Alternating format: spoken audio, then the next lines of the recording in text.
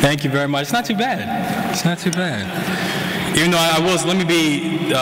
let me just say that I actually think Paul has a great haircut, and it's quite stylish and very easy to get ready in the morning. So, no, but thank you very much, Brian. Thank you for everything you do. You continue to support veterans, and that PSA was fantastic, wasn't it? I thought it was absolutely fantastic.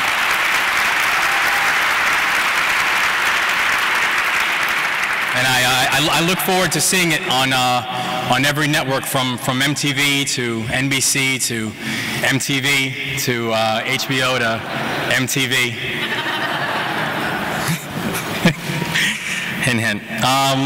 No, but I'm truly honored to be here tonight and to present the Civilian Honorary Award to Van Toffler, who is the president of MTV Networks and a true friend of the veterans community.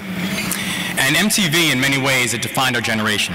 MTV pushed limits, and it changed perceptions. And MTV never shied away from controversy, and they always understood that the voice that they had, the potency of the voice that they had, was something that in many ways mainstream networks could never touch when it comes to this generation.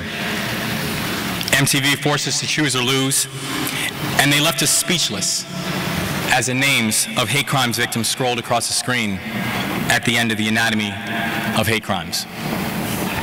Now, I spent much of 2005 and 2006 serving in the border region of Afghanistan with some of the bravest men and women that I've ever known. And when I first joined the military in 1996, I knew I wanted to serve and I knew I wanted to lead.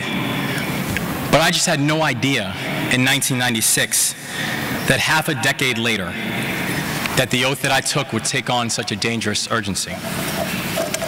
And when the few short years of that oath that I took, our world was shaken to its core, our resolve was tested, and our courage as a nation was challenged. And throughout our service overseas, music was a constant throughout those deployments, almost serving as a soundtrack of our entire experience. We sang along to Black Eyed Peas or to Coldplay when we reminisced about our friends back home. We blasted Rob Zombie or 50 Cent before we headed out on missions. And we sat in the humbled silence as Mary J. or John Mayer played softly in the background when we mourned the loss of a friend. Music has always been that underlying bass in the life of our deployments. And even after I returned home, and I began working in Washington, and then now for City, that role that music has played has continued to have such a strong and important part of my life. I want to also quickly just acknowledge some of the folks from City here. You know, one thing, the expression always goes that, you know, you can always tell who your friends are because they're with you not when times are good, but when times are tough. And we've come off a really tough economic climate. I mean, I'm from City, I know that. But I also know it's been a tough fundraising environment. And City was here. And City stepped up. So again, thank you for the consistent friendship, City.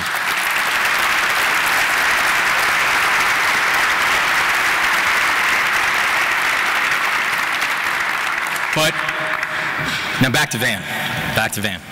But in the same way that MTV provided programming that made us dance in the 80s, and provided platforms for artists that made them household names in the 90s, and provided series that made us think and act in this decade, tonight is about honoring Van and the innovative and unique ways that MTV is yet again defining a generation, and this time, it's the young veterans movement. Van has pioneered groundbreaking programming at MTV and showing the world the face and experience of a new veteran, and one of the first times that a major network television show has done that. And under his leadership, MTV has several shows illustrating the range of issues facing Iraq and Afghanistan veterans. In effect, what you've done and what MTV has done is you actually added a context to the term, how can you support your troops? And so what I'd like to do now is present to this video about Van, again, just thanking you for everything that you've done for the veterans community, everything you continue to do for the veterans community.